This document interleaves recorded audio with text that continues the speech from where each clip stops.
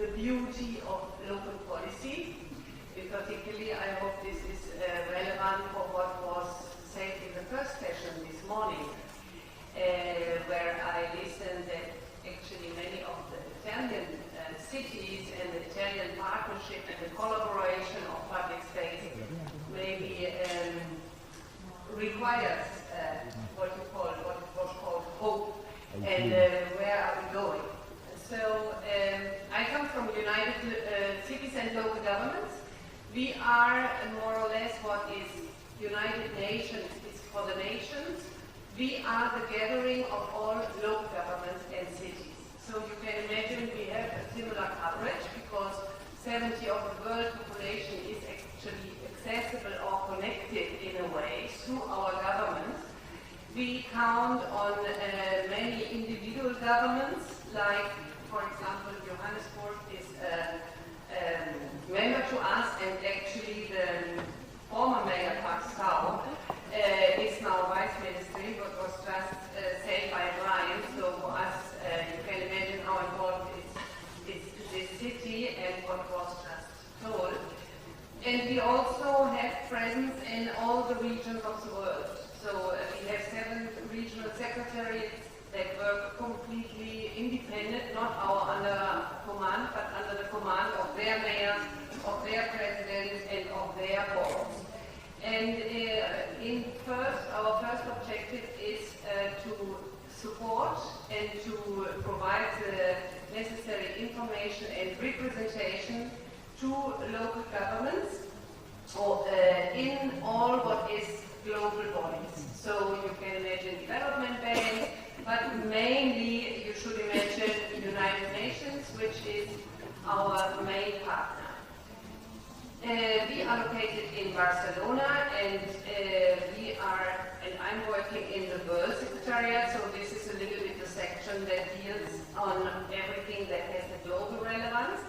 And in our organization, we count on many, many initiatives. So although our team is small, we are 30 people in Barcelona, we count on many cities, on many committees, on many engagement of our members that is usually done by these committees. What was said by Pietro is important. The Strategic Planning Committee, for example, was looking on the public space, and the work I'm presenting is not a work done by us from Barcelona, but done by many people you know, by Bhupendra from Durban, by Regina from Porto Alegre, by Giovanni from Bogota. So all these practitioners have been contributing constantly to make not only exchange between them, but also to construct policies from bottom up.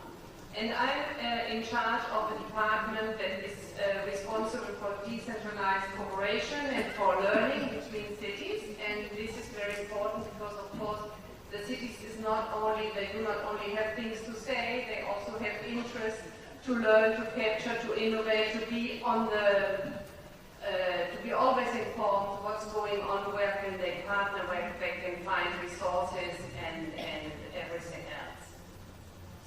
So one of the most important elements for policy making is what is policy, and of course we look on local policies. In public space, it's a very beautiful local policies that can come along. But we are moving in an international framework. So I think most of you have heard about the Sustainable Development Goals, the SDG.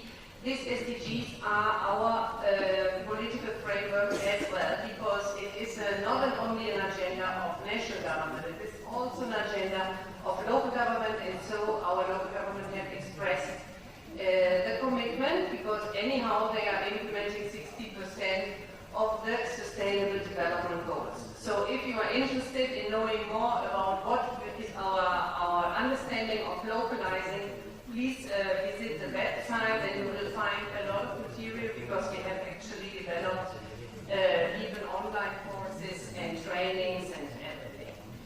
So coming then to public space, I think we have from the 17 goals that are all relevant for local governments to public space, there are many, many of these goals relevant. For example, gender, for example, health. But I would to show you a short video of what is Goal 11, which was mentioned by Pietro and also by Frederic, because the Goal 11 is of course very, very important for United Nations Habitat. What it means locally. The jobs and economy of the future will be urban.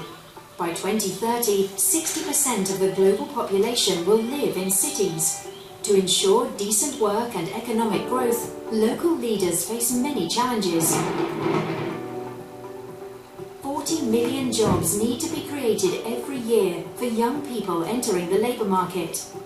Depending on the developing region, between 45 and 90% of workers are in the informal economy. There are 168 million children in child labour worldwide. Women's average wages are between 4 to 36% less than men's. Many local governments are already taking action, fostering community participation and social dialogue between employers and workers, including in the informal economy, adapting and responding to economic trends and challenges, promoting entrepreneurship, job-oriented policies, innovation and labour protection, and learning from one another through city-to-city cooperation. Local and regional governments do all this to ensure inclusive and sustainable economic growth, employment, and decent work for all, which is Goal 8 of the 2030 Sustainable Development Agenda. Achieving SDG 8 depends on local governments.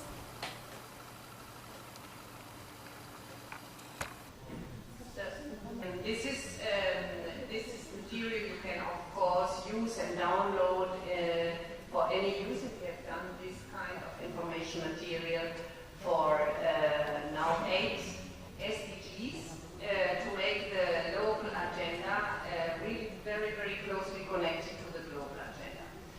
Now when it comes to public space, I think public space from a policy background is one of the perfect playgrounds for local policies to really show the sustainable agenda. Because first, public space is almost 100% competence of local governments. We have seen now the parks, this is 100% competence of local governments. Here in Rome, if you are doing any work on public space, it is always local governments who deal, who design, who pay, who maintain.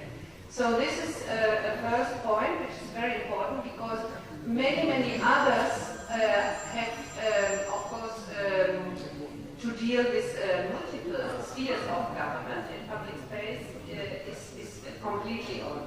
So in respect to social policies, of course, social policies, we have the right, I think we have listened now, Johannes spoke the point of migration, we have the right of the city, we have gender policies, we have the access, and our regional section, Metropolis, for example, they have looked intensively on gender policies.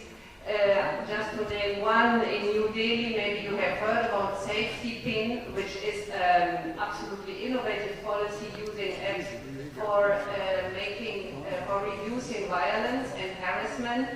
And often social policies are not expensive. It is a way of connecting people, connecting initiatives with technology, and also, of course, continuing in representing and continue implementing the right to the city. When we go on governance and participation, we have two ways. One way is act-to-led, and the other one is plan-led. I think the discussion in the morning was quite illustrative, that planners said, we would like to have more actors, and actors say, well, maybe this planning system is a little bit awkward.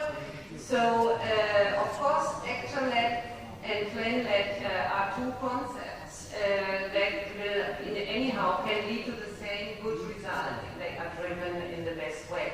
But on governance, of course, it is very important for local governments to have national government as partners, but mainly to work with the citizen. And I think we will listen to Madrid, to different presentations in the afternoon that show how the work with the citizenship is actually making the life easier and making the public spaces also not only attractive to design them, to decide on them, but to use them. And I have brought an example of the city I am living, because it was just an opportunity. I think it's very important to give you this example. The city is named San Filio, and those of you who are architects and would like to be part of an international competition, please listen to this, because San Filio made 5 years ago started a long process because there were accidents and many injuries of the train that is crossing the city. This is a typical peripheral phenomenon. You have the transit-oriented development. Later you have the city is around the rail lines, and you have to tunnel them, so they will get underground. And the process to get the funding for the tunnel took 5 years, and now 125 million euros were approved by national government to give to the metropolitan area of Barcelona and to the city of San Feliu to tunnel 1.7 kilometers.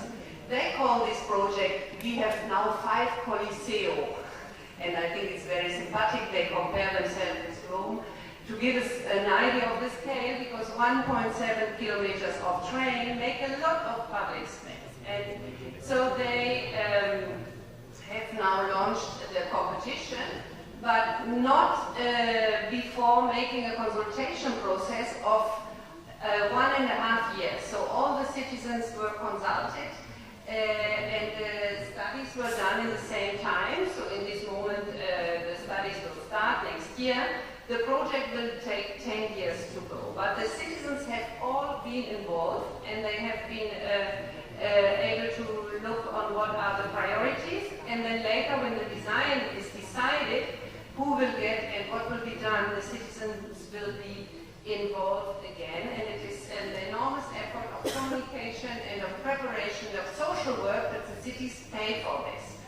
So when you look on the priorities the citizens I have identified, I think it's very interesting that the first priority they identified was green spaces, which is a very important phenomenon, because I think when we look on the Spanish cities, you all know from the design of the Spanish way, it was always a hard public space, very little green, and now actually it's on the point that the turning is coming. People really desire nature now. And a compact city that was like the ideology of the last years is on the turning point. The second, social cohesion. The third, accessibility. The fourth and 5 are together. This is roses and culture, so it means identity. And then, of course, many, many other points. So if you want to be part of the competition, I will give you the web address, and you can of course, you are very invited. It is international, and maybe you have a chance to win. It's on 12th of June. The public space and the natural environment, I think what Johannes was just explaining us was quite illustrative. Maybe the role of nature as a social service was very, very good, and it's also my example here, the gardens, what Brian was just telling.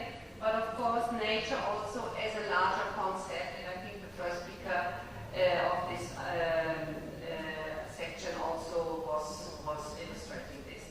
Identity and culture, this is one of the very important points, and I think the Biennale, as I perceive, you have a lot of cultural elements in all the dialogue, in the charter, in the work the Biennale is doing, and of course also the Italian touch of being the Italian cities really the one everybody thinks when it comes to heritage.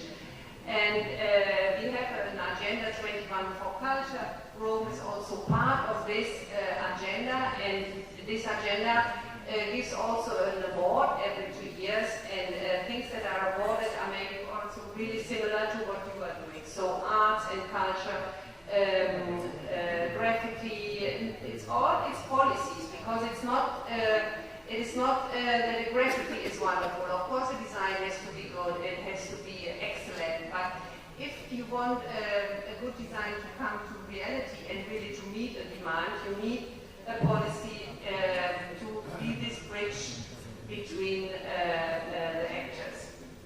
The accessibility, this is of course another very important point. The cities of today are different, and we are completely on a turnover of mobility in the city. So this is a very, very important chance of opportunity, but also threat for the public spaces. And what does it mean to integrate and to make our cities accessible?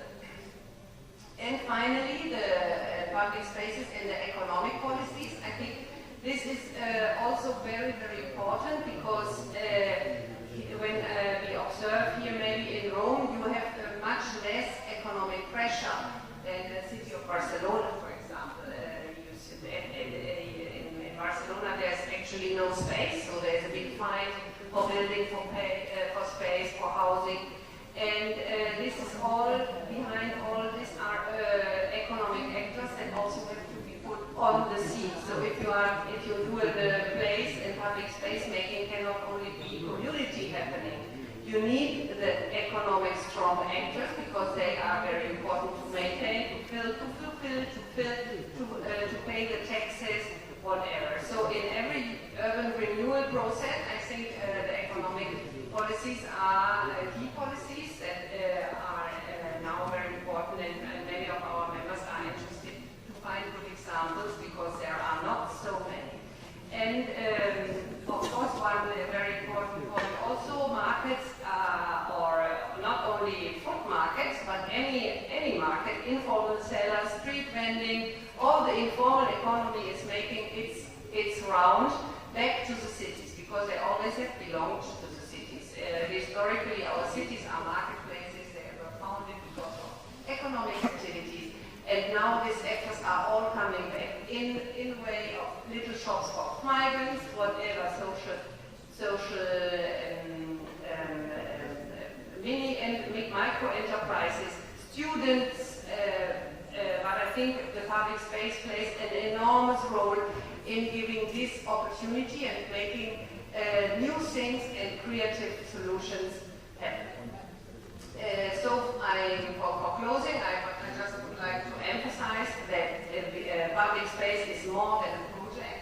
I think it was really interesting what Jordi showed us this morning, but of course a project is a desk work, and a public space must be a process, because if not, it is not owned. And only a public space that is owned is good, and a public space is a public good. So I think the quote of Antanas Mokos, the former mayor of Bogota, was really also ideologically very, very important when he said that public space is res publicas, it is sacred, and it is not touchable, and you cannot take it away. So it's maybe a link to Brian to defend what you are doing, because he knows it by heart that you always sacrifice a park or the public space when you have to give some place to somebody who needs it, very importantly, a house. So my final invitation is we as an organization, we all have a congress. So every 3 years we have a congress. This time it is in Durban in South Africa, where we already had the chance to be with Pietro doing a big learning event and an audit of public spaces. So Durban would like to recall this and to do a big exchange on particularly safety, so public space and safety, and public space and health. And if you have ideas, if you would like to participate in particular cities, they are very welcome, and to work with the Parks Department of the City of Durban. So thank you very much.